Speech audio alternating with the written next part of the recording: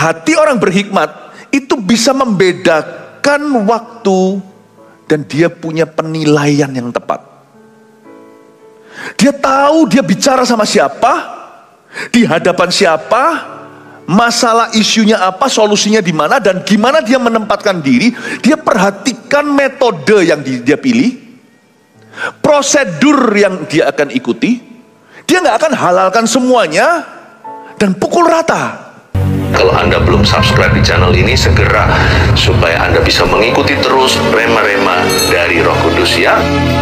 Mari kita sama-sama merenungkan firman Tuhan di pasal 8, Pengkhotbah pasal 8. Ayat pertama sampai ayat yang ke-8, saya kasih judul untuk khotbah ini, orang yang berdiri di hadapan raja. Ambil catatan, kita akan belajar sesuatu. Siapakah seperti orang berhikmat dan siapakah yang mengetahui keterangan setiap perkara? Hikmat manusia menjadikan wajahnya bercahaya dan berubahlah kekerasan wajahnya. Patuhilah perintah raja demi sumpahmu kepada Allah. Janganlah tergesa-gesa pergi dari hadapannya. Janganlah bertahan dalam perkara yang jahat, karena berbuat apa yang dikehendakinya. Karena ia berbuat apa yang dikehendakinya. Karena titah raja berkuasa, siapakah yang akan mengatakan kepadanya, apakah yang baginda buat? Siapa yang mematuhi perintah tidak akan mengalami perkara yang mencelakakan. Dan hati orang berhikmat mengetahui waktu pengadilan. Karena untuk segala sesuatu ada waktu pengadilan, dan kejahatan manusia menekan dirinya. Sesungguhnya ia tidak mengetahui apa yang akan terjadi, karena siapakah yang akan mengatakan kepadanya bagaimana itu akan terjadi. Tidak seorang pun berkuasa menahan angin, dan tiada seorang pun berkuasa atas hari kematian. Tak ada istirahat dalam peperangan, dan kefasikan tidak melepaskan orang yang melakukannya. Orang yang berdiri di hadapan raja, saya akan menyampaikan suatu hikmat dari Tuhan tentang bagaimana kita harus behave, berperilaku, bukan hanya di hadapan Tuhan, itu terutama, tapi juga di hadapan orang-orang yang ada di atas kita. Agar kita itu memperoleh hati bijaksana di masyarakat. Firman ini akan melengkapi, firman ini bukan soal ke sorga, karena ini adalah firman untuk mendewasakan. Jadi saya beranjak bukan hanya bicara tentang keselamatan, tapi juga perbuatan baik dan perbuatan benar. Dengan tujuan supaya jemaat ini diberkati dan jadi berkat. Yang mau jadi berkat dan diberkati Tuhan, katakan amin. Ayat 1. Siapakah seperti orang berhikmat? Dan siapakah yang mengetahui keterangan setiap perkara? Tanda tanya. Stop di sini dulu. Kalau kita kira hikmat itu tahu segala sesuatu, you're wrong. Salah, itu bukan definisi utama hikmat. Orang paling berhikmat juga tidak tahu segala perkara. Makanya dikatakan siapa sih orang yang berhikmat? Siapa yang mengetahui keterangan setiap perkara? We're not all knowing, kita tidak maha tahu. Hanya Tuhan itu. Salah sangka, mitos bahwa orang yang berhikmat itu selalu disertai dengan certainty atau kepastian. Nggak tentu. Jadi apa gunanya hikmat? Hikmat itu pertama-tama mengubah orangnya. Dia nggak tentu langsung mengubah suasana atau situasinya. Sikon, situasi, kondisi mungkin tidak berubah, tetap sama. Masalah tetap masalah, tantangan tetap tantangan, ketidakpastian di depan. Tapi yang pertama-tama mengecap benefit atau gunanya berkat, itu adalah gunanya hikmat, adalah orang yang terbuka hatinya untuk hikmat roh Allah. Makanya dikatakan di sini hikmat manusia menjadikan wajahnya bercahaya dan berubahlah kekerasan wajahnya. Wisdom, hikmat itu membuat kita cantik di mata Allah dan membuat kita indah di mata manusia. Memang kita tidak disuruh Tuhan untuk menyenangkan orang. Sekalipun kita bisa menyenangkan sebagian orang, tidak bisa kita menyenangkan semua orang. Orang itu mau hidup baik dan benar sempurna pun masih ada orang yang gak happy sama dia. Minimal karena iri. Ya, lucu di dunia ini. kita berbuat sesuatu, orang akan ngoceh. Kita nggak berbuat apa-apa, orang tetap komentar. So janganlah kita itu arahkan hidup kita itu untuk menyenangkan manusia. Karena takut akan manusia itu jerat. Meskipun demikian, hikmat itu mengubah orangnya. Sehingga orang itu bisa menjadi indah. Indah di mata Allah dan indah di mata manusia. Sekalipun kita tidak ingin menyenangkan orang, orang lain akan suka sama kita. Minimal sebagian besar akan merasa diberkati oleh hidup kita. Hikmat itu mengubah manusianya. Jadi jangan pakai hikmat untuk begini loh. Aku kalau punya hikmat, aku akan sukses. Aku kalau hikmat, aku pasti dapatkan semua yang aku inginkan. Aku kalau punya hikmat, aku tahu kapan dolar naik, kapan dolar turun. Waduh, saya itu bolak-balik ya. Kalau saya di jalan di luar sana ya, saya itu ditodong beberapa orang dan saya tahu itu bukan jemaat, karena jemaat sudah terlatih, jemaat kita itu dewasa. Pastor Philip, ya. Lalu saya dikasih pertanyaan-pertanyaan seperti gini, pertanyaan seperti ini. Pastor Philip, kira-kira seperti ini properti lesu atau saya langsung ditodong, nggak tanya, hai lah, halo lah, apalah, nggak ada. Kadang-kadang juga saya didatangi satu orang dan berkata, prophesy to me, bernubuatlah untuk aku. Loh. Hikmat, orang mengira bahwa hikmat itu segudang pengetahuan.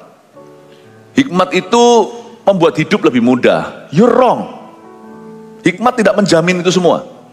Hikmat bermula dari takut akan Tuhan, nanti di ibadah-ibadah selanjutnya saya akan kembangkan. Dia nggak berakhir sampai takut akan Allah.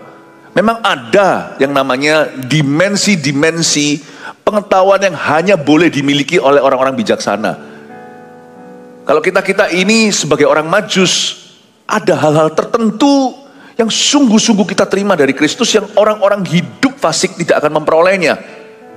Sampai-sampai orang sekitar kita itu melihat bahwa kita itu tahu sesuatu. Makanya kalau kita jalan di luar sana itu, saya sendiri juga dianggap oleh beberapa orang seperti orang Majus. Langsung ditanya begituan. Tapi sebenarnya apa sih yang membuat orang lain itu jadi tertarik untuk tanya sama kita? Meskipun mereka mungkin salah mengerti. Yang membuat mereka itu tertarik sama kehidupan orang-orang yang punya hikmat adalah there is something about that person. Ada sesuatu tentang orang itu. Saya berdoa semoga Anda memiliki efek seperti ini, dampak seperti ini terhadap manusia sekeliling Anda. Orang itu ya nggak tahu apa sih, tapi wajahnya bercahaya, glowing dia, dan itu bukan skincare-nya. Wajah orang itu bercahaya. There's just something about him or about her, tentang dia, ini Anda maksudnya. Makanya itu ada juga di dalam perjanjian lama sebuah nubuatan, kalau kita itu berjalan dalam takut akan Tuhan, 9 orang ya akan menarik puncak jubah seorang Yahudi dan berkata, beritahu aku tentang Tuhanmu.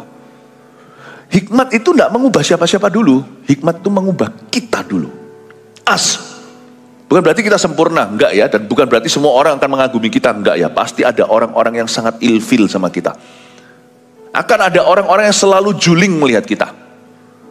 Don't worry about them. Don't try to please them. Don't even bother to explain to everybody. Jangan khawatir orang mikir apa. Enggak perlu Anda itu menjelaskan kepada siapa-siapa. Cukup fokus saja, lari lebih kencang. Dan hikmat itu, hikmat manusia. Maksudnya manusia yang punya hikmat Allah, menjadikan wajahnya bercahaya. Dalam bahasa Inggrisnya, wisdom beautifies the man of wisdom. Supaya dia tampak indah di mata Allah, di mata manusia, dan dia dianggap sebagai orang yang sangat berguna. Ini adalah suatu nilai plus yang luar biasa, apapun profesi Anda. Kalau Anda adalah ibu rumah tangga, ini akan membuat Anda dikagumi oleh seluruh family-mu. Bukan berarti kita minta elukan atau dikagumi atau disanjung tinggi, bukan. Tetapi itu sudah menjadi efek sampingan. Udah nggak bisa dihindari, suamimu will adore you. Mungkin suami Anda sekarang hidup dalam dosa, tetapi nggak lama lagi dia pasti dimenangkan tanpa banyak perkataan. Jikalau Anda punya hikmat Allah. Jikalau Anda wanita yang bijaksana, anak-anak Anda akan menyanjung Anda. Sungguhan. Seorang suami yang bijaksana, yang takut akan Allah, yang berkembang dalam hikmat, dia akan menjadi kepala keluarga yang sangat baik. Anak-anaknya punya figur ayah yang kuat. Anak-anaknya akan ngefans lah sama papanya sendiri, nggak usah ngefans sama selebriti. Percayalah saya, datang harinya. Saya doa ini akan terjadi di dalam rumah tangga keluarga di gereja kita. Bahwa anak-anak muda kita, anak-anak kecil kita, tidak perlu mereka ngefans sama Korea atau sama whatever apa yang terjadi di sosial media. Mereka akan sibuk mempatronkan dirinya dan sibuk look up, sibuk untuk mengikuti jejak ayahnya. Papa yang bijaksana akan membuat anak-anaknya tumbuh sehat dalam gambar diri yang kuat. Dan istrinya pun akan tenang. Istrinya akan tenang. Itulah sebabnya orang yang berhikmat itu menjadikan wajahnya bercahaya. Selain itu, berubahlah kekerasan wajahnya. Hikmat itu pertama-tama akan mengubah orangnya. Apa yang diubah? Hikmat akan mengubah his rough character. Karakternya yang kasar itu akan berubah. Jadi orang berhikmat itu nggak mungkin kasar. Orang kasar itu pasti nggak berhikmat. Jadi kalau Anda mau melihat khotbah seseorang asli atau tidak, jikalau pengkhotbah ini misalnya, jangan lihat khotbahnya saja. Anda lihat hidupnya, lihat family-nya, lihat keluarganya. Udah itu aja. Kalau Anda mau melihat orang Kristen itu asli atau tidak, makanya itu kalau Anda membuat bisnis deal misalnya, kalau mau kongsian, jangan mau cuma tanda tangan waktu cowok dengan cowok aja. Ajak keluarga dengan keluarga ketemu, makan malam bersama. Then when you see the family, you see the man. Makanya itu kalau orang mau meyakinkan partnernya, misalnya mau komitmen gitu ya, kalau semuanya mau bicara dengan investornya, contohnya dalam dunia bisnis, marketplace. Kalau dia boleh bawa istrinya, itu sudah tanda keseriusan. Makanya kalau belum sungguh-sungguh serius, nggak usah bawa istrinya dulu. Kalau bawa istrinya, ketemu sama-sama dan sebagainya, itu pasti udah committed, udah serius. Dan juga karena itu saya sangat-sangat mengagumi ya hikmatnya Salomo ini, orang yang sangat sukses. Bukan sukses materi yang kita cari, meskipun Salomo pernah nakal, tapi yang kita lihat di sini adalah yang kita bisa pelajari dari beliau. Saat dia bijaksana, Tuhan mengangkat dia. Coba kita lihat apa saja protokol raja yang harus kita perhatikan di sini yang membuat banyak orang Kristen tidak diangkat dalam hidup ini. Bukan karena Tuhan tidak mau mengangkatnya, tapi karena dia itu tidak berperilaku dengan baik atau kurang bijaksana. Coba kita akan melihat beberapa prosedur dan metode-metode kita. Kita coba bercermin, mungkin ada beberapa di antaranya itu salah, sehingga kita mempersulit diri. Saya akan tunjukkan ada beberapa hal. Pagi-pagi gini saya kasih sedikit makanan yang mikir, boleh? Ya. Hikmat itu mengubah kekerasan wajah. Rough character atau karakter kasar dan keras seseorang. Kaku itu boleh soal prinsip, tapi ada orang tertentu yang kaku itu segala sesuatu. Kita harus tahu di area mana kita mesti rigid, kita mesti keras, kita mesti tegas. Tapi ada orang yang simply cuman hanya karakternya memang keras. Nah ini hikmat tidak akan mengizinkan. Jikalau hikmat masuk di hidup orang itu dulu yang diubah. Ada orang yang memang kaku, harganya mati, tidak negosiasi. Kristus adalah Tuhan, sana nggak usah negosiasi. Saya bahkan berani mati untuk statement of faith atau pernyataan iman itu.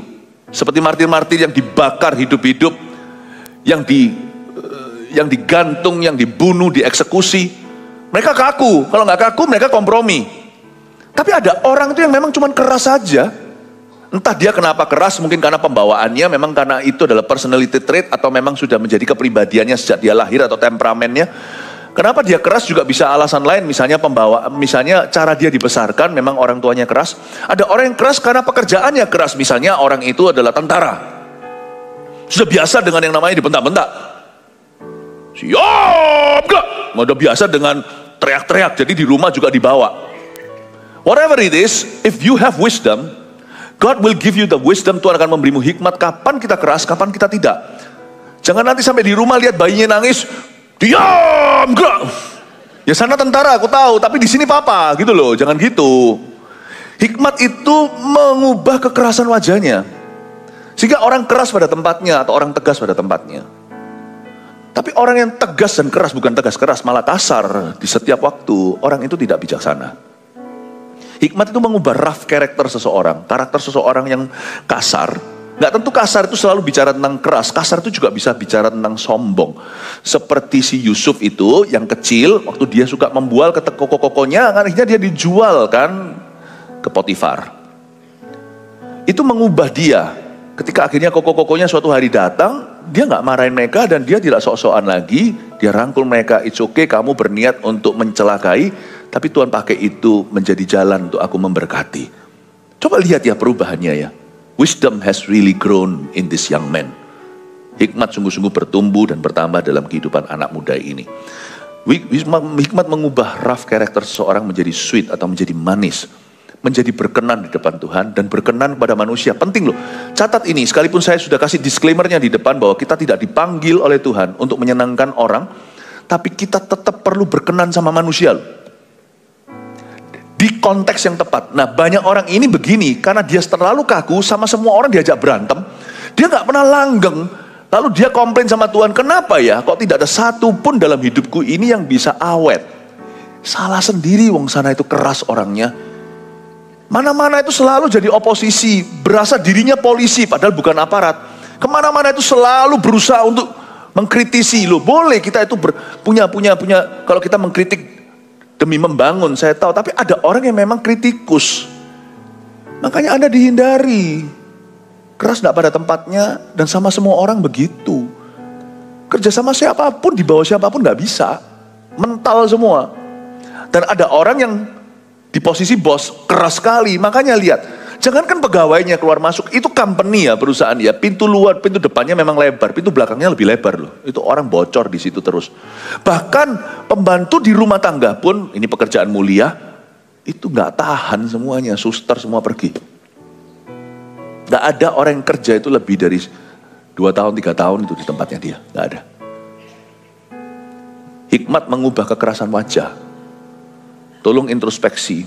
Nggak bisa, aku sekarang, kalau aku masih muda mungkin bisa berubah, masih kecil. Tapi sekarang aku sudah umur 40.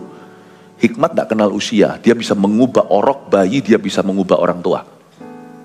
Karena Roh Kudus kalau turun, dia memberi orang tua itu mimpi. Berarti dia berubah. Memberi anak muda itu penglihatan, dia berubah. Memberi anak kecil itu nubuat, itu berubah. Itu perubahan. Jangan jadi orang keras kepala. Coba katakan badan kirinya, jangan jadi orang keras kepala. Haleluya, puji Tuhan. Ya. Jadi kalau ada tersindir hari ini, itu orang sebelahmu yang menyindirmu, bukan saya. Kepatuhan kepada raja dalam bahasa Indonesia LAI, Alkitab kita itu kepatuhan pada raja dikasih satu judul ya, tema sebelum mulai ayat 2. Saya tambahkan ya, mari kita sekarang melihat protokol diberkati itu seperti apa. Saya tidak berkata diberkati itu selalu cari materi ya, disukai oleh manusia. Saya gak mau disukai sama orang yang salah. Berarti saya sama salah. Monggo silahkan benci aku. Monggo silahkan. Kalau saya mengejar dan mengerjakan visi Tuhan dalam hidup saya tidak dimengerti, it's okay sih. Sometimes we need to be alone to build God's vision. Yusuf itu kalau diriwuki, kalau diganggui, kalau terus dikerumuni dengan kakak-kakaknya tersebut, gak jadi-jadi tuh, dia gak jadi bapaknya Firaun tuh. Ya sometimes it's okay ditinggalkan oleh orang seperlunya, tapi jangan sampai ditinggalkan orang karena kebodohanmu atau karena kekerasan kita, karena orangnya itu, kita ini orang-orangnya sulit. Jangan sampai ditinggalkan karena alasan-alasan itu. Mari sekarang saya tunjukkan pada Anda protokol diberkati dan bagaimana kita bisa menjadi berkat juga pada akhirnya. Ini yang saya sebut sebagai royal protocol atau sebagai royal procedure atau prosedur dan metode-metode yang tepat. Kita lihat ayat 2, patuhilah perintah raja demi sumpahmu kepada Allah. Di ayat 2 ini kita diajari untuk menjadi orang yang lembut. Patuh itu berarti lembut. Kita harus jadi orang yang excellent in obedience. Ini protokol nomor 1 yang harus kita perhatikan.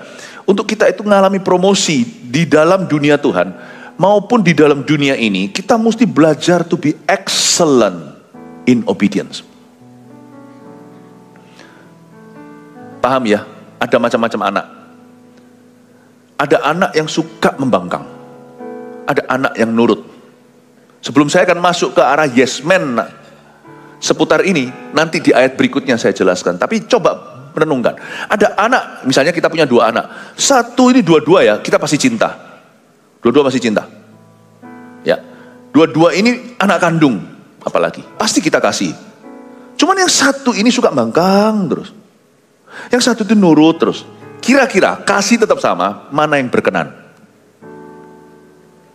Ya yang taat lah. Ya. Yang satu mungkin kita berkata, aku mengasihimu nak, yang suka membangkang dengan hati yang pedih. Tapi kepada anak yang nurut, yang excellent in obedience, yang patuh karena sumpahnya kepada Allah, patuh kepada raja, papanya pasti berkata, aku mengasihimu nak dengan hati gembira. Mana kira-kira yang akan diajak? Pergi ke venture atau semua ke adventure petualangan papanya. Kalau liburan pasti diajak semua. Tapi yang diajak ketemu sama rekan-rekan kerjanya, kira-kira yang mana? Yang bangkang? Atau yang patuh? Yang patuh. Kalau yang bangkang, cilaka aku. Nanti saya bawa di situ, nanti saya pernah sekali duduk semeja dengan satu orang. Kasian tuh. Mamanya ngomong apa? Anak-anaknya berkata, Mam, kamu gak bisa gini. Ini untungnya bukan di culture Indonesia. Saya lihat aja saya gak suka. Wih, saya tahu kamu tuh cinta mamamu. Tapi gak gitu caranya di depan orang-orang lagi makan dengan tamu-tamu. Anak muda nih, merasa mamanya tuh selalu salah. Karena dia merasa kebudayaannya lebih superior. Karena mamanya orang Indonesia, yang ini sudah lahir di sana. Apa-apa itu selalu dikritiki mamanya di depan kami. Saya sendiri jadi risih. Dan saya mengambil sisi di sisi ibunya lah. Memang ibunya kurang bijak sini sana, orangnya itu apa adanya, kebudayaannya beda. Yang di sebelah sana itu mungkin lebih lebih punya standar mannerism atau yang namanya sopan santun yang beda. Udahlah, jangan maksa lah. Orang kasih makan ke saya gini misalnya gitu. Jangan maksa, Ma. Itu rude, itu tidak sopan. Mamanya digituin, saya bilang, hey, saya juga nggak mau marah-marah karena bukan urusan saya.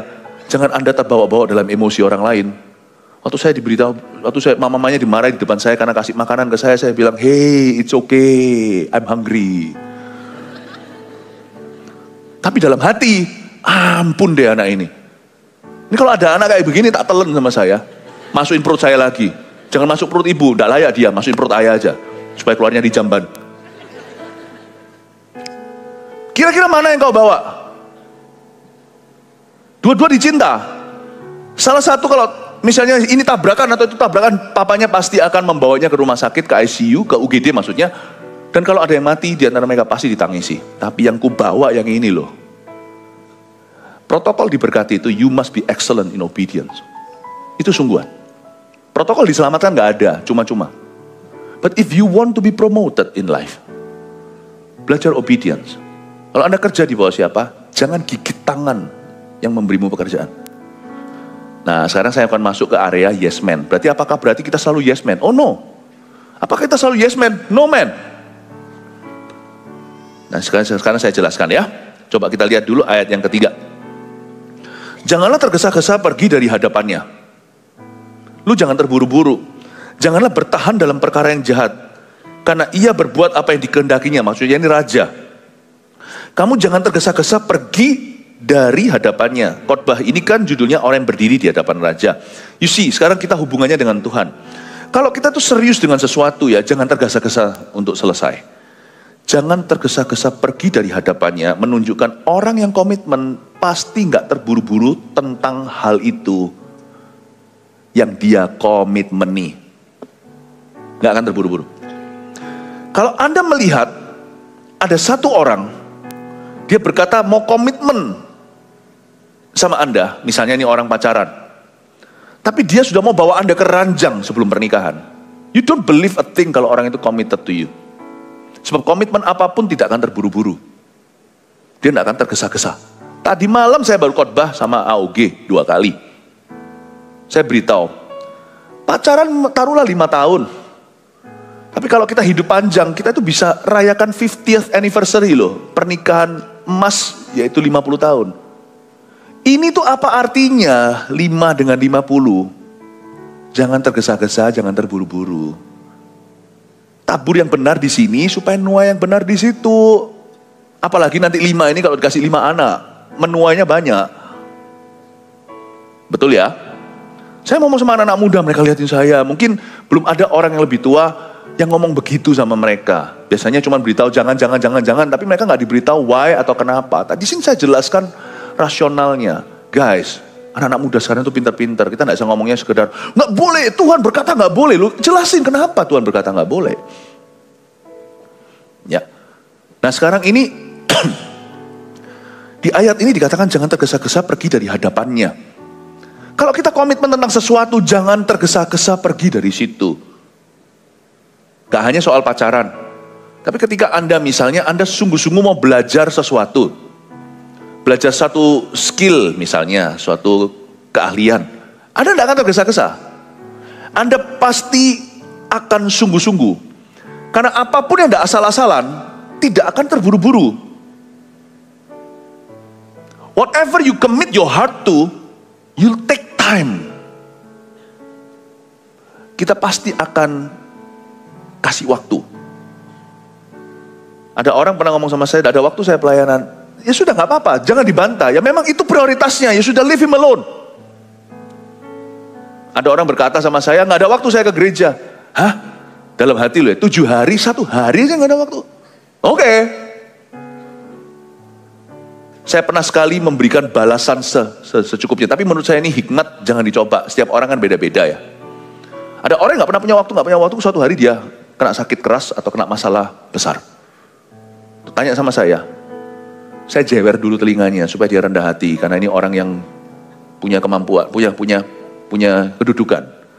Kalau dia gak dihancurkan dulu, barang siapa miskin di hadapan Allah, dia baru bisa masuk kerajaan Allah. Jadi saya harus membuat dia merasa miskin dulu di hadapan Tuhan.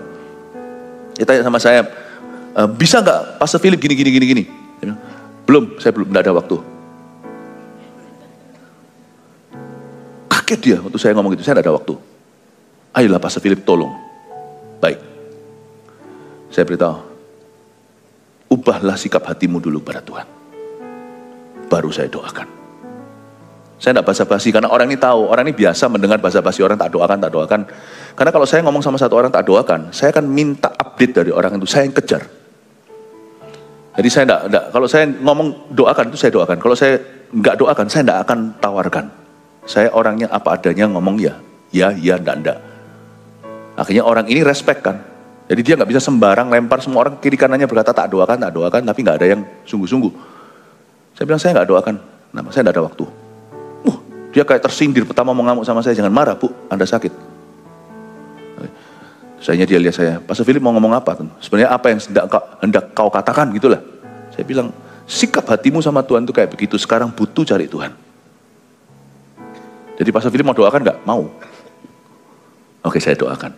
Singkat cerita setelah dia ngerti, saya doakan. Ini satu kasus di mana terjadi kesembuhan secara mujizat. Orang itu sembuh secara total. Bapak Ibu Saudara, saya mau beritahu kepada Anda sesuatu ya. If you really care for something, you'll make time for it. If your marriage is important, kalau pernikahan Anda itu penting, make time for it. Beri waktu. Bahasa kasih whatever, apapun itu juga, menurut saya itu perkembangannya. Bahasa kasih itu, bahasa cinta itu ada apa aja? Love languages. Touch, jamahan, gift, pemberian, kata-kata ya. Apa-apa. Apapun itu juga, dari sejak anak-anak kita kecil, mereka belum mengerti komplikasi bahasa cinta segala. Semua anak kecil di dunia menuntut waktu papa mamanya. Jadi bahasa kasih yang valid itu nomor 1 itu waktu. Kalau kita merasa anak-anak kita penting, make time for them. Apapun yang kita komitmen di dalamnya, pasti ada waktu yang kita berikan. Dan waktu yang kita berikan bukan waktu asal, waktu yang kita berikan itu pasti yang terbaik. Makanya itu ada beberapa orang tidak pernah mahir-mahir dalam bidangnya, karena nggak punya waktu untuk mempelajarinya, nggak ada waktu untuk latihan. Orang yang berdiri di hadapan raja adalah orang yang sudah tak terhingga jam terbangnya. tak terhingga jam terbangnya, sungguhan. Kelihatannya dia hanya berada di posisi tinggi, semua orang iri. Padahal sebenarnya Sudah countless hours. Itu kayak orang itu kalau naik pesawat udah frequent flyers. Frequent flyer. Itu sudah membernya itu sudah sampai gold. Udah terbang terus. Suatu hari saya pernah jalan di Jakarta. Waktu dalam pelayanan, lalu saya ada di satu mall, kita makan, lalu habis itu saya jalan, waktu saya lihat satu salon, saya tentunya nggak akan endorse namanya, toh saya lupa. Saya melihat di sana, tukang potongnya, ada fotonya, memotong telinga. Memotong rambutnya Margaret Thatcher, yang sudah meninggal. Legendari, politikus legendari, dari Inggris. Ya, dipotong. Saya bilang, wow. Dan lalu sebelah itu dipotong lagi rambutnya siapa, saya nggak tahu siapa aja kan suka ya dipajang begitu ya foto-fotonya. Wow, ini orang Indo loh. Dalam hati saya, kita bisa mengagumi, dia itu sebelum motong satu kepala itu, dia sudah motong 10.000 kepala. Dia nggak tergesa-gesa, nggak terburu-buru, dia latihan sampai mahir sebelum dia potong rambutnya Perdana Menteri. You see, anyone excellent. Coba tunjuk siapapun di hidup ini. Udah ada ribuan jam. Baik itu kamera, whatever, apapun juga. Ribuan jam. Kalau saya, ribuan khotbah yang harus saya lalui. Bapak Ibu Saudara, sabar. Sukses itu tidak instan. Be patient. Jangan jadi orang yang gini lah pepatahnya dalam bahasa Inggris ya. Oh, ini orang serba bisa nih. Oh iya. Badminton bisa, tenis bisa, sepak bola, soccer bisa, futsal juga bisa, basket juga mampu, volley juga bisa. Iya, tapi gak satu pun dia menang juara kecamatan. Ini namanya dalam bahasa Inggris, Jack of all trades but master of none. Dia ini sebenarnya bisa semua, tapi gak menguasai satu pun. Karena dia gak punya waktu, semuanya itu cuma ciprat-ciprat. Kalau Anda mau jadi berkat, gak bisa ciprat-ciprat. Fokus 1-2, jadilah master di sana. Jangan semua dicoba lalu nggak berakhir kemana-mana. Tapi nggak berhenti sampai sana aja. Bukan cuma take time. Coba lihat ayat 4, ada beberapa hal yang kita perlu perhatikan. Karena titah raja berkuasa. Nah sekarang diajari gimana berdiri di hadapan raja. Karena titah raja berkuasa. Siapakah yang akan mengatakan kepadanya, apakah yang baginda buat? Jangan lupa yang menulis kitab ini adalah seorang raja juga, namanya Salomo. Dia berkata titah raja berkuasa. Raja Salomo ini bercerita tentang bagaimana, mungkin ya saya pakai bahasanya, misalnya saya coba sekarang bicara sebagai Salomo ya. Saya ajari kalian bagaimana berdiri di hadapan baginda. Salomo itu ajari ya. How we could be pleased with you. Bagaimana kami bisa berkenan kepadamu. Alright, di sini akan masuk yang namanya yes man dan no man. Karena titah raja berkuasa, siapa akan mengatakan kepadanya, apakah yang baginda buat? Siapa yang mematuhi, ya ingat itu, perintah tidak akan mengalami perkara yang mencelakakan atau tidak akan dikerdilkan. Dan hati orang berhikmat mengetahui waktu pengadilan, bahasa Indonesianya, bahasa Inggrisnya, hati orang berhikmat discerns both time and judgment. Saya ulang, hati orang berhikmat itu bisa membedakan waktu dan dia punya penilaian yang tepat. Dia tahu dia bicara sama siapa, di hadapan siapa, masalah isunya apa, solusinya di mana, dan gimana dia menempatkan diri. Dia perhatikan metode yang dia pilih, prosedur yang dia akan ikuti. Dia nggak akan halalkan semuanya dan pukul rata. Kalau dia lakukan itu, dia merugi. Ini orang bijaksana multidimensi, bukan orang yang munafik, dua muka, tapi dia tahu menempatkan diri. Sebab orang berhikmat mengetahui waktu pengadilan. Dengan kata lain, orang berhikmat itu tahu seperti seorang judge, seperti seorang hakim. Dia bisa tahu waktu dan metode yang terpilih. Oke, tunggu sebentar ya. Ini agak mikir, pagi-pagi langsung datang dengan seperti ini. Are you okay semuanya? Masih ngikuti atau sudah muntah?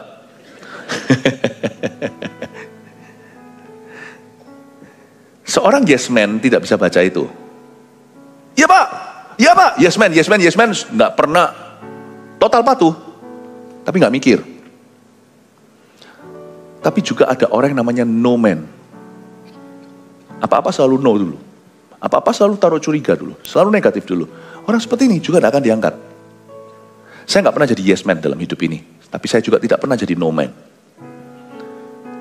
Dengan kata lain, Raja Salomo berkata, kenapa kalian tidak pernah diangkat oleh Tuhan? Karena kalian mempersulit dirimu sendiri. Kira-kira begitu. Kenapa aku tidak pernah memberimu posisi? Kata Sulaiman. Ya karena sikapmu seperti itu terhadap baginda.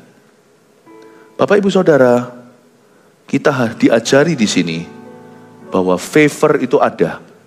Ada orang yang fall out of favor. Bukan karena dia dosa atau salah, tapi karena orang itu adalah duri di dalam pekerjaan itu. Dia selalu jadi duri. Tidak baik kita selalu memasang posisi kita itu di sisi yang selalu bertentangan. Karena itu akhirnya membuat kita sendiri jadi merugi. Kita tidak akan diberikan kesempatan. Gak fair kan? Gak fair. Tapi ada orang itu yang mungkin pedas lidah. Ada orang yang sinis. Ada orang yang sifatnya itu kasar-kasarnya itu ada. Ada orang itu yang selalu negatif. Di dalam ministry misalnya, di dalam CG. Lain cerita jikalau misalnya CGL-nya itu berbuat suatu skandal. Wah, yang kayak gitu sudah harus semuanya no man. Tapi kalau ini bukan soal benar atau salah, tapi kebijakan. Kalau ini soal sesuatu, bukan soal sesuatu yang hitam putih, bahkan bukan abu-abu. Ini cuman preferensi. Lalu ada dua tipe orang. Misalnya sponsor ada di bawah, ada dua. Sponsor itu apa? Orang nggak ngerti yang baru sini. Siapa yang sponsori CG? Sponsor itu bukan yang donatur, bukan. Sponsor di sini itu adalah orang yang mensponsori pertumbuhan orang lain. Jadi wakil ketua kelas yang menjaga adik-adiknya di kelas. Ya, itu sponsor. Misalnya sekarang saya CGL nih, saya punya 2 sponsor. Saya ngomong A selalu ditentang sama satu ini. Saya ngomong B, ada 3 nih, saya punya 3 sponsor ya. Saya CG leader ini, pemimpin kelompok sel.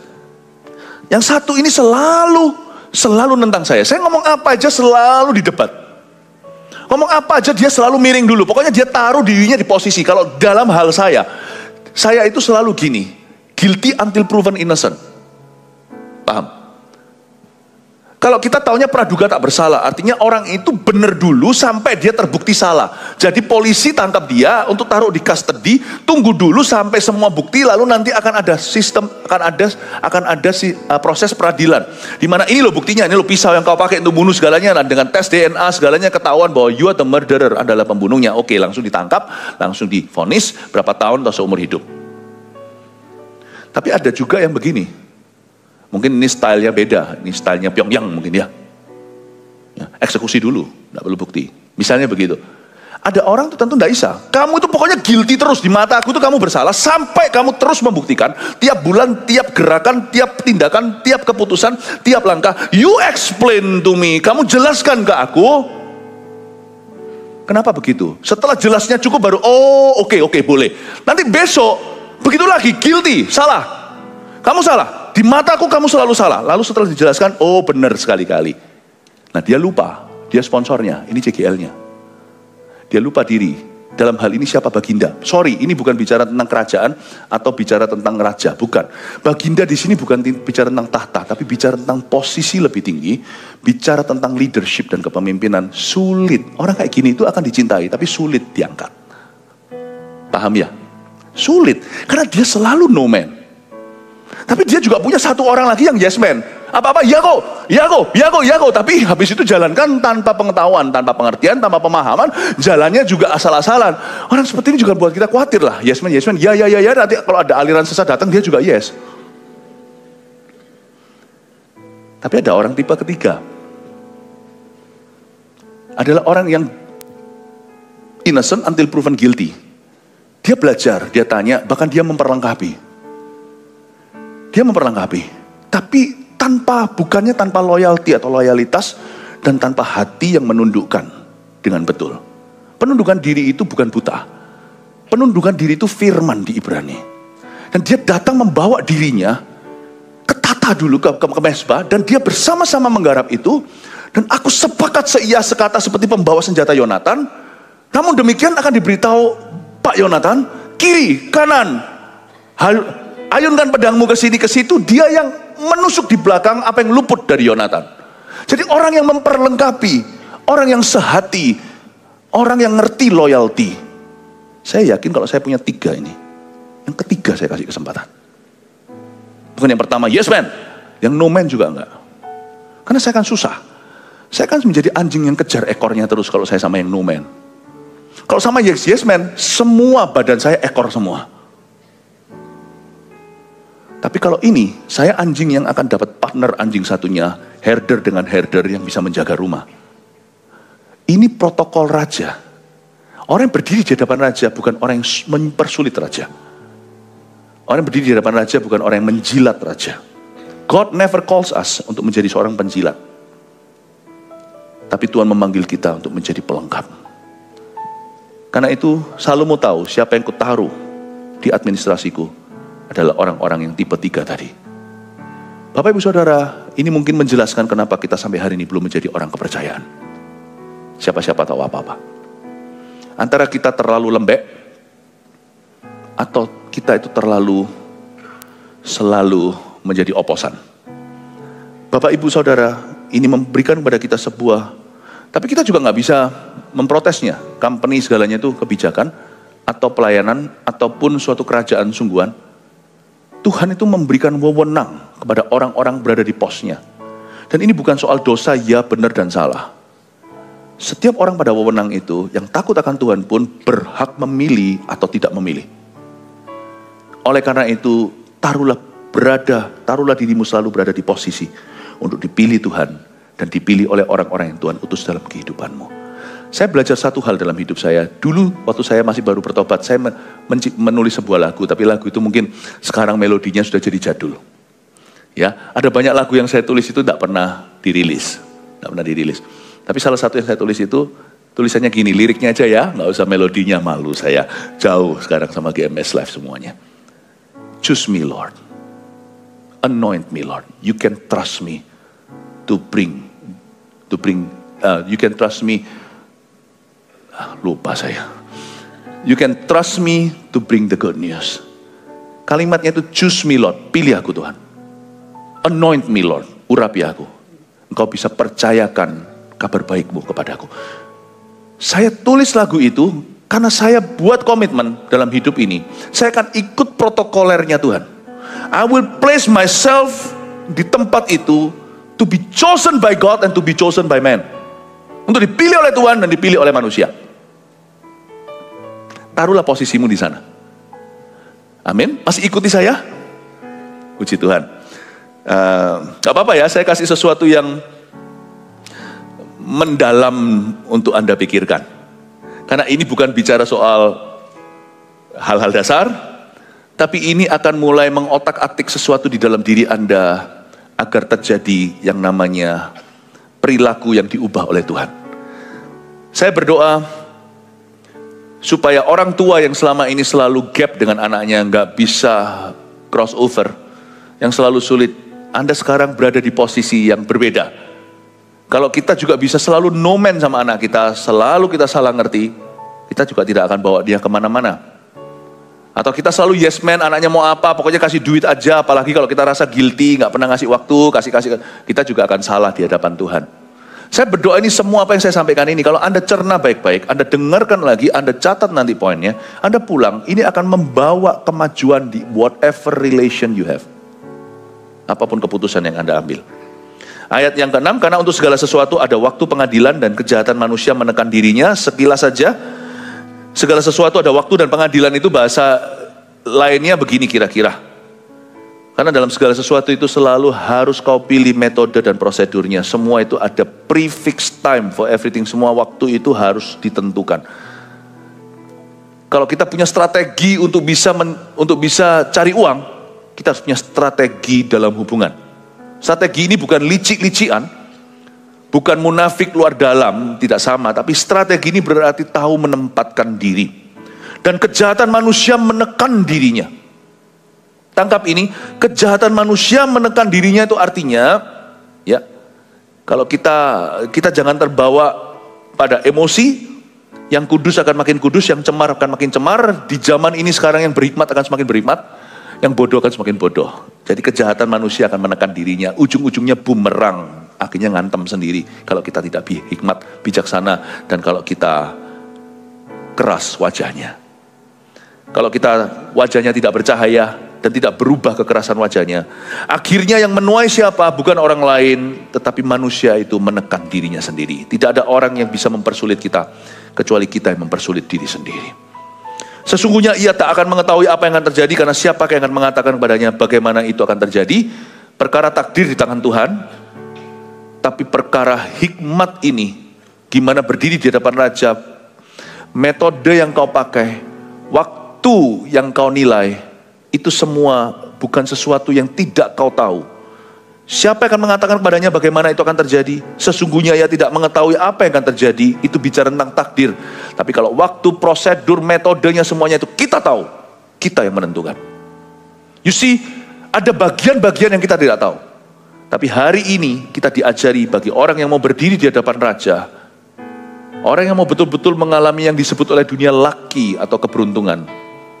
Supaya kamu beruntung dalam perjalananmu, Yosua pasal 1. Kamu jangan menoleh ke kanan ke kiri. Kamu renungkan firman supaya kamu bijaksana, supaya beruntung, so that your journey will prosper.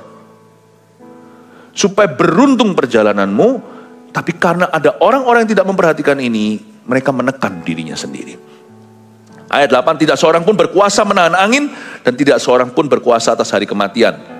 Lebih besar daripada itu di tangan Tuhan, kita tidak berkuasa apa-apa, tapi kunci kerajaan sorga yang kita bisa terapkan, yaitu prosedur, waktu, timetable, dan cara kita membawa diri itu semua di bagian kita. Karena kita masih hidup, tapi mati nanti kita sudah tidak berhak. Tak ada istirahat dalam peperangan, dan kefasikan tidak melepaskan orang yang melakukannya. Tidak ada istilah dalam peperangan ini, simple aja, keep yourself busy. Seperti tadi itu ada jam terbang yang tinggi, orang yang motong rambutnya Perdana Menteri. Tak ada istirahat dalam peperangan, hidup ini penuh perjuangan, just keep yourself busy. Saya tidak pernah maintain skor. Saya nggak pernah terus lihat papan skor kalau kita lagi pertandingan turnamen tenis. Lalu lihat papan skor terus, pasti di-smash terus sama lawan, dan pasti kita kalah pada akhirnya. Jadi yang saya lakukan dalam kehidupan ini, saya mau juga mengajarkan kepada Anda, tak ada istirahat dalam peperangan. Just keep yourself busy at whatever you're good at. Apapun di area apa Anda sungguh-sungguh dipanggil Tuhan di sana, terus sibukkan diri. Dan kefasikan tidak melepaskan orang yang melakukannya. Ini luar biasa. Dosa itu seperti mafia. Hati-hati zaman ini sekarang, zaman lengket. Hati-hati dengan kebiasaan buruk. Kebiasaan buruk itu tidak semudah itu kau lepaskan. Kefasikan tidak melepaskan orang yang melakukannya. Coba pahami kalimat ini. Gak ada orang yang selingkuh berkata sekali saja, besok aku tobat, besok aku quit. Gak bisa. Akan mengejarmu. Apa yang kau mulai, kalau Anda tidak berniat untuk menyelesaikannya, don't begin. Don't begin it. Jangan memulainya. Ya. Kefasikan tidak akan melepaskan. Kefasikan ini tidak bicara tentang dosa saja, tapi kebiasaan buruk. Zaman ini luar biasa. Sekali kita izinkan diri kita malas, 10 tahun berlalu. Waktu itu begitu cepat. Kebiasaan buruk itu tidak tentu kata aktif melakukan sesuatu. Kebiasaan buruk itu juga bisa tidak melakukan apa-apa. Orang yang biasa tidak melakukan apa-apa, idle ya. Idle ini bukan idol, I-D-O-L, tapi I-D-L-E. Orang yang idle, yang suka selalu procrastinate, suka muter-muter di padang gurun sebelum melakukan sesuatu itu muter-muter dulu. Mau lakukan PR itu ke kulkas dulu 3 kali. Ya, waktu ujian mau ngejain tugas itu juga muter-muter dulu, nonton dulu, nggak sengaja lihat TikTok, lihat Instagram, bukan yang membangun, yang iseng-iseng gitu, setengah jam berlalu. Terus nanti kehabisan waktu. Today, whatever kebiasaan buruk yang Anda lakukan atau tidak lakukan, itu akan langsung makan waktu. Jadi jangan mulailah kalau Anda tidak berniat menyelesaikannya. Obat tidur juga sama. Ya. Kalau memang harus seperlunya, jangan biasakan, jangan di snack gitu loh. So nanti kalau Anda mau lepas, gak bisa. Gak mudah lah, gak mudah. Don't begin lah. Aku gak bisa tidur karena screen time, ya buang screen time-nya dulu. Nggak bisa tidur. Bisa tidur kan natural aja. Kefasikan tidak akan melepaskan orang yang melakukannya. Kebiasaan buruk whatever, apapun itu tidak akan mudah. Karena dosa, atau dunia lah zaman ini tidak usah dosa. Kefasikan itu bicara tentang cara dunia. Itu seperti mafia. Anda mau quit, mereka kejar Anda. Seperti bandar narkoba, Anda udah gak beli barangnya, dia masih akan kontak Anda. Ganti telepon pun akan tetap dikejar. So today, kalau Anda memang mau menjadi orang yang berhasil, kita mau jadi berhasil, pastikan kita bangun kebiasaan-kebiasaan yang membawa kita kepada keberhasilan itu. Karena orang yang kudus semakin kudus, orang cemar semakin cemar, orang malas semakin malas, orang rajin semakin rajin. Ya, orang yang jam terbangnya tinggi akan semakin terbang. Orang yang nggak pernah terbang-terbang yang cuma gitu-gitu akan terus gitu-gitu sampai akhirnya. Saya nggak bicara tentang performa atau achievement atau pencapaian. Gereja ini bukan tentang pencapaian. Gereja ini tentang berbuah. Berbuah itu bukan tentang award yang Anda terima. Award itu apa sih? Cuman piagam. Anda tidak cari hanya sekedar sertifikat, surat. Yang Anda cari itu buah yang nyata dalam hidupmu. Sekali Anda berbuah, Anda akan terus berbuah. Sekali Anda tidak berbuah, Anda tidak akan berbuah. Kalau Anda datang ke gereja, lalu 3 minggu pertama di gereja itu Anda tidak tertanam, cuma gitu-gitu. Anda akan gitu-gitu sampai akhirnya nanti toh akan pindah lagi gereja. Makanya anak kalau lagi pindah kota, mau sekolah, pindah luar negeri apalagi, langsung ya, orang tua yang bijaksana ya, datang kos-kosannya, segala, gereja, tanam dia, langsung suruh dia masuk CG. Sekarang ada ROSC di mana-mana, suruh dia langsung berbuah, servo segalanya, makanya kita sudah online semuanya kan sudah sama, disamakan, bukan statusnya diakui. Tapi habis itu nanti kalau sudah ada di gereja itu, biar dia servo, belajar apa, musik kayak apa, langsung tertanam. 3 minggu pertama, kaki tidak gerak, dia akan frozen. Langsung, zaman ini time not is money, time is fast. Wush. Karena itu dikatakan di sini kefasikan tidak akan melepaskan. Demikian pula kemalasan. Ketidakaktifan, kepasifan. Kefasikan itu dekat dengan kata kepasifan. Kepasifan juga tidak akan melepaskanmu. Makanya kalau Anda mau aktif, aktif langsung. Nggak usah mikir banyak-banyak. Waktunya nggak sempurna. Ya kan, nggak ada yang namanya cuaca yang sempurna itu baru Anda menabur. Anda cari gereja yang sempurna, Anda tidak akan pernah join. Cari ministry yang sempurna, Anda tidak akan pernah melayani. Cari jodoh yang sempurna, Anda juga nggak sempurna kok. Kalau mau cari jodoh yang sempurna, jadilah jodoh yang sempurna dulu. Cari jodoh yang sempurna, nggak pernah kawin-kawin. Cari job yang sempurna, nggak akan pernah kerja. Terus doa, tapi nggak pernah kerja. Nggak kerja, nggak usah makan, kata firman. Saya kasih poin-poin ini untuk Anda bawa pulang. Rangkumannya demikian. Orang yang berdiri di hadapan raja, nomor 1. Orang yang ramah dan berwibawa membuat kesan pertama sangat berbeda. Tulis ini. Ini bicara tentang hikmat yang mengubah orang itu. Hikmat yang menjadikan wajahnya bercahaya itulah ramah dan berwibawa. Hikmat yang mengubah kekerasan wajahnya itulah orang yang ramah dan berwibawa membuat kesan pertama sangat berbeda. Tadi malam saya sampaikan pada anak-anak AOG kalau kesan pertama itu penting sekali. Kamu bisa turun berapa poin atau naik berapa poin di situ. Loh, jangan berkata yang penting hatiku kan. Tuhan lihat hatimu, orang lihat buktinya. Jadi jangan suruh orang lihat, jangan jadi suruh orang jadi itu Tuhan, tuh lihat hatimu. Taruh HP-mu, berdiri, teman papa mama, om tante, jangan, ayo sapa tante om, ayo salaman. Lu kira teman SD lu? Berdiri, stand up, om tante. Jadi kalau semuanya kita orang yang ramah dan berwibawa membuat kesan pertama sangat berbeda. Nggak boleh kita remehkan orang karena hikmat itu akan langsung kelihatan di wajahnya. Hati nggak kelihatan, itu Tuhan. Hikmat nampak di wajah. Amin Bapak Ibu Saudara. Ya, 2. Orang yang komitmen terhadap sesuatu tidak akan tergesa-gesa di area itu, dalam hal itu, nggak akan. 3. Orang yang cakap dalam pekerjaannya akan berdiri di hadapan raja-raja. Ini saya mengutip ayat sih sebenarnya. Ini sudah janji Tuhan, ini janji Tuhan ini sudah covenant with God, perjanjian dengan Allah. Amsal 22 ayat 29 munculkan sebentar aja. Amsal 22 ayat 29. Pernahkah engkau melihat orang yang cakap dalam pekerjaannya? Di hadapan raja-raja ia akan berdiri, bukan di hadapan orang-orang yang hina. Amin. 1 Petrus 4 ayat 7. Kesudahan segala sesuatu sudah dekat. Karena itu, kuasailah dirimu dan jadilah tenang, supaya kamu dapat berdoa. Saudara yang terkasih, terima kasih telah mendengarkan firman Tuhan hari ini. Jangan lupa untuk dukung terus channel ini dengan cara subscribe, like, share, dan juga komen, agar saudara kita yang lain juga boleh terberkati. Tuhan Yesus memberkati kita.